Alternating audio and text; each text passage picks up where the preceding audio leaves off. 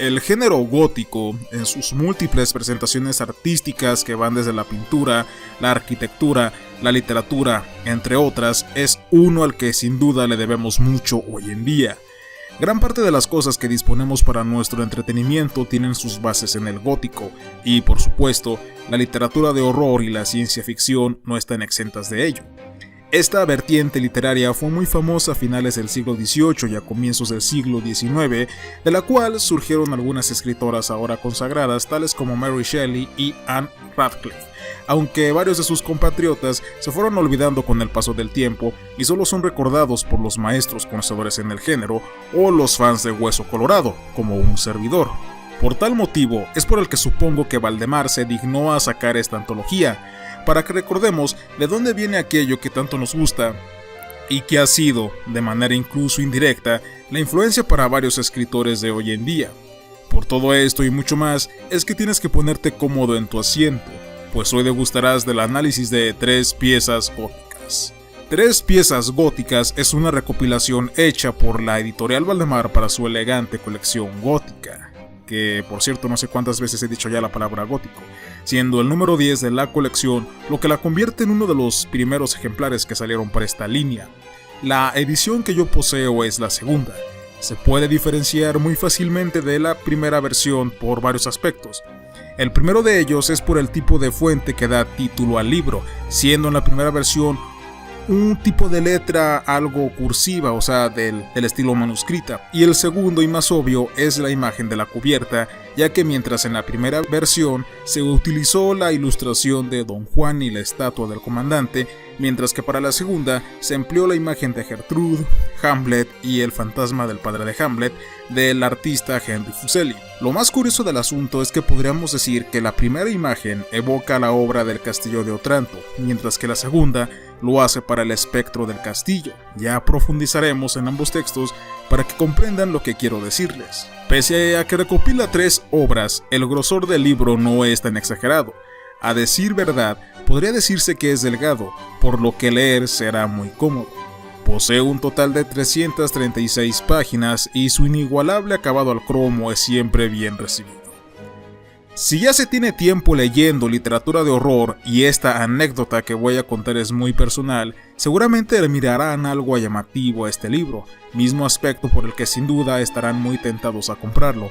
O bien, seguramente han escuchado hablar de Horace Walpole, o de Matthew Lewis, o de Percy B. Shelley, que seguramente es el más usual. En mi caso, había escuchado hablar de Percy B. Shelley porque fue el esposo de Mary Shelley, y según se cuenta, ayudó en algunos aspectos durante el desarrollo de Frankenstein, y por tal motivo fue por el que prácticamente decidí adquirir el ejemplar, mientras daba un paseo por el estante del Grupo Cultural Lisma en la Feria del Libro de León del 2017. El libro abre con un estudio preliminar a manera de introducción escrito por parte de Agustín Izquierdo, en donde se nos explica de dónde proviene el género gótico, quién fue el responsable de su creación y todas esas cosillas.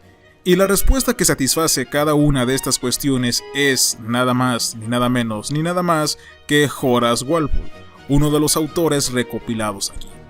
Entre que se nos dicen todas las dificultades que tuvo el autor para publicar El Castillo de Otranto, y entre las múltiples características fundamentales que toda obra gótica debe de tener, las cuales se resumen a una violencia que resulte provocativa, villanos sin una pizca de moral, temas religiosos sazonados con clérigos malvados, doncellas en peligro, idealismo, cuevas, construcciones en ruinas y una pizca de fantasía, se nos habla también de la importancia de incluir tanto el trabajo de Lewis así como el de Shelley. Como siempre, es bastante didáctico este tipo de introducciones y se nos advierte, por cierto, que estas 3 piezas no envejecieron del todo bien con el paso del tiempo, tal y como ha pasado con el resto de este tipo de literatura. Otro rasgo muy importante es señalar que para que algún texto sea considerado como gótico, es que su protagonista debe de ser, hasta cierto punto, alguien misterioso, cosa que ya mencioné en la reseña del Fantasma de la Ópera. Seguidamente, tenemos la primera pieza como tal, El Castillo de Otranto. Ahora sí, luego de tanto que nos la mencionaron, en donde se nos narra la historia de Isabela, quien contraerá matrimonio con Conrado. Por extrañas circunstancias que no desvelaré aquí, Manfredo, el padre de Conrado, príncipe de Otranto, señor del castillo y futuro suegro de Isabela, intenta abusar de esta última, quizás porque es un fracasado o yo qué sé.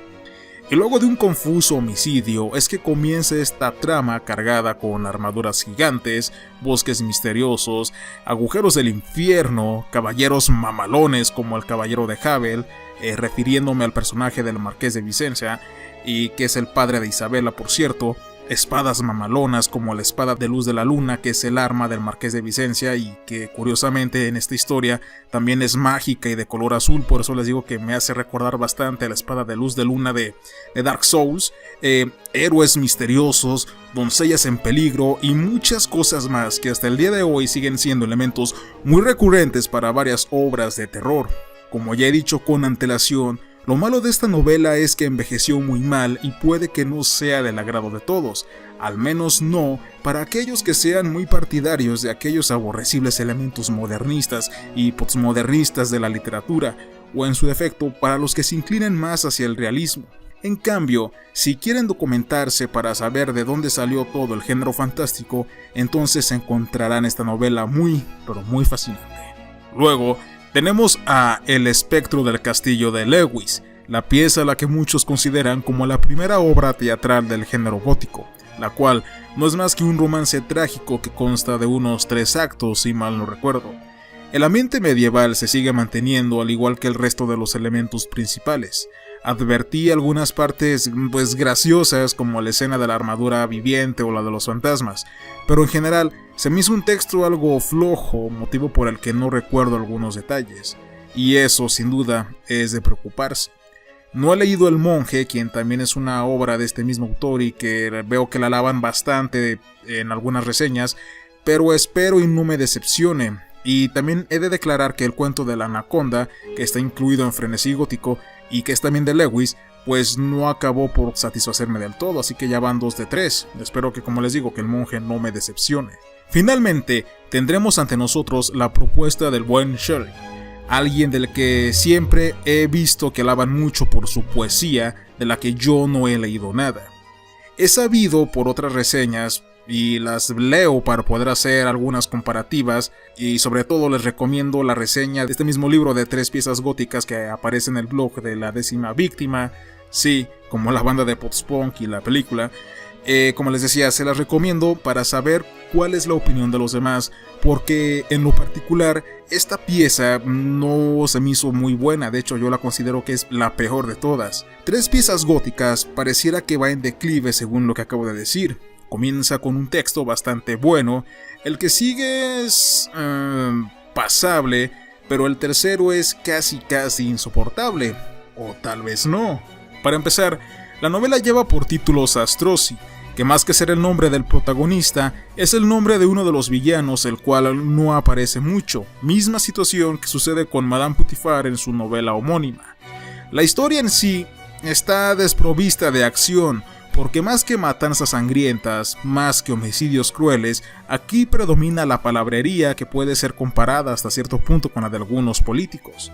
En resumen, mucho ruido y pocas nueces. Todo se reduce a que Matilda, otra de las malvadas del cuento, ama con fervor a Veresi, supuestamente el bueno, y odia con todo su ser a la prometida de este último, Julia, quien tampoco aparece mucho. Pero supuestamente Zastrosi odia a Veresi por algo que no me quedó del todo claro, y pues bueno, más engorroso no se pudo llegar a hacer esto. En fin, durante este embrollo hecho de pura prosa, veremos cómo uno de los villanos, cualquiera de los dos, ya sea esta Matilda o Zastrosi, intenta deshacerse ya sea de Julia o Veresi. En sí, toda la trama gira en torno a eso, haciendo breves paréntesis entre un muy variado repertorio de secuestros que se efectúan ya sea en cuevas, en mansiones o en cabañas abandonadas, donde ya una vez en el cierre podemos ver cómo concluye todo con un par de muertes inesperadas, o quizás no tan inesperadas. Cuando leí Zastrosi, lo hice bastante animoso al inicio, pero conforme fue decayendo el hilo de la historia, le fui perdiendo el interés porque me decepcionó bastante al no ser lo que yo esperaba, y por lo regular esto me pasa con las cosas que me generan un alto hype.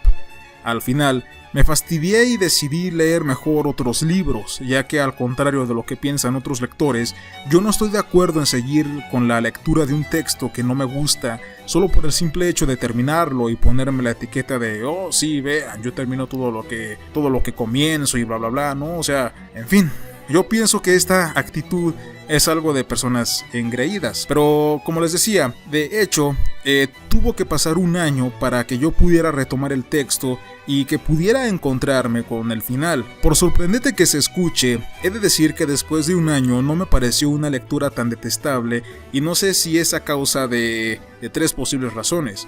O porque es tan mala que termina siendo buena, o porque realmente se trata de un trabajo decente. Como les digo, al final sí está muy bueno, o quizás, y solo quizás, se deba a que durante este periodo me haya introducido más de lleno el género gótico y lo haya terminado por entender. De esta forma, llegamos a la conclusión de que 3 piezas góticas, por muy aburrido que pudiera parecerles, ya sea al inicio, a la mitad o al final, es un libro que tienen que leer sí o sí en caso de que se consideren unos amantes del terror y o el sci-fi. Yo siempre he tenido, de hecho, la manera de pensar de que si quieren hacerse notar como personas que saben acerca de un tema, el que sea, deben de tener siempre una noción sobre las bases, y creo que este libro es especialmente eso, la base. Tal vez mi manera de pensar sea muy apática, ya que mama mucho de la percepción que se tiene en la ingeniería sobre los conceptos de técnica y metodología. No obstante, por desgracia sí es el asunto, y siendo que esto se aplica para cualquier cosa, hasta para la literatura. Y bien amigos, pues aquí hemos terminado otra reseña más de estos libros de Editorial Valdemar. Muchas gracias por aquellos que se han suscrito recientemente al canal. He visto un incremento exponencial en el número de los suscriptores, les agradezco mucho, y pues a manera de compensarlos por su apoyo, pues yo también no voy a dejar de lado tanto el canal. Voy a tratar mínimo de subir una reseña cada 2 semanas. Una semana se me hará imposible. ¿Por qué? Porque ya les he dicho que el canal de YouTube no es mi fuerte, no es digámoslo así mi proyecto principal. Como les decía, yo soy, pues quiero desarrollarme como un escritor de este género que a nosotros nos gusta tanto, que es el terror. De hecho, pequeño dato, pues va a salir una antología que recopila un cuento mío. Es una antología de deportes Splatterpunk, espero que la adquieran. Corrió por cuenta de Ediciones Bernacchi, y estaremos haciendo pues posteriormente también la reseña, y aunque aparezca un relato mío, créanme que voy a analizarla pues con toda la objetividad posible. Y bueno, en fin, ¿qué otros libros les estaré trayendo por mientras? Pues les estaré trayendo, ya acabo de conseguir el de La Pata de Mono, este libro que ya está descatalogado. También estoy en posición, espero que me los manden pronto, el de los archivos del Dr. Martin Giselius, y sobre todo también el de Hugo el Lobo, ¿salen? Entonces tengo esos libros por hacer el análisis, pero como les decía, pueden checar si quieren darme otra idea, pueden revisar el video sobre mi biblioteca, sobre la cantidad de libros que tengo. Algunos creo que me están pidiendo Los Cantos de Maldoror.